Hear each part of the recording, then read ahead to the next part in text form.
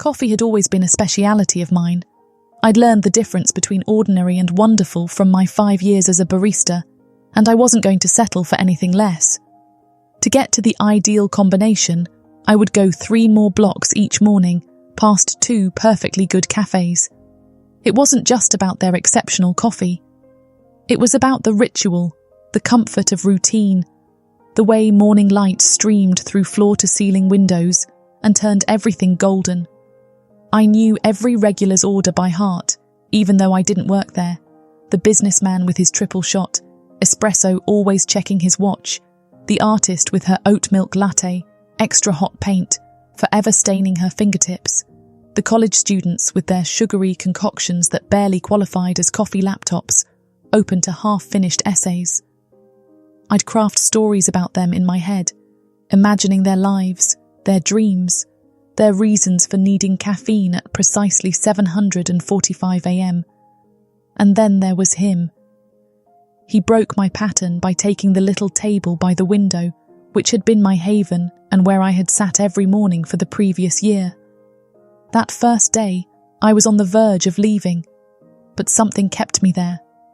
Maybe it was the way he seemed so completely at ease, as if he belonged there more than I did. Or maybe it was how he held his coffee cup, both hands wrapped around it, savouring the warmth.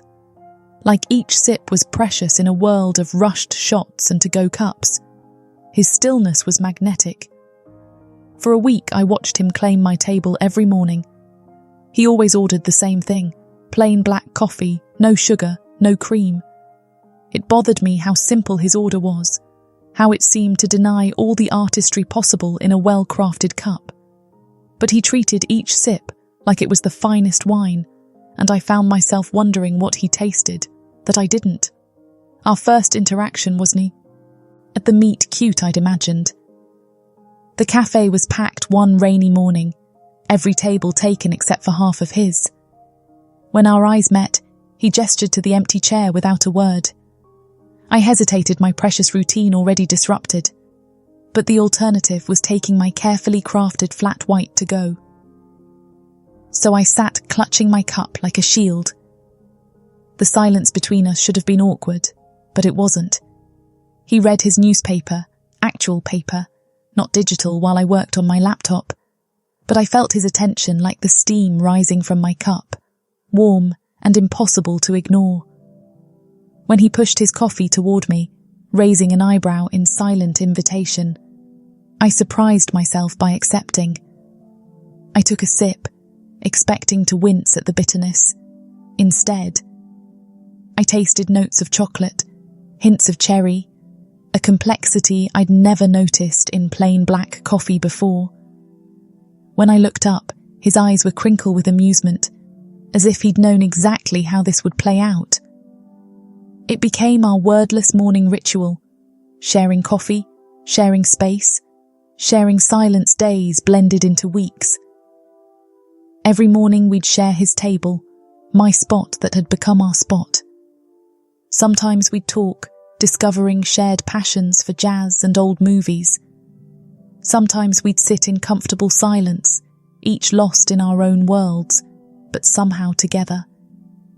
He taught me to appreciate the purity of black coffee. I introduced him to the joy of a perfectly crafted cappuccino. In between sips, I learned that he was a literature professor, that he had a scar on his right hand from a childhood accident, that his laugh was as rich as French roast. When he finally kissed me, he tasted like dark roast and possibilities. His hands, always so careful with his coffee cup, were just as gentle on my face. The morning light painted everything gold, and for once, I wasn't crafting stories in my head about the people around us. I was living my own. One evening after closing time, I found myself back at the perfect blend. He'd waited for me leaning against the counter where I'd first watched him savour his coffee.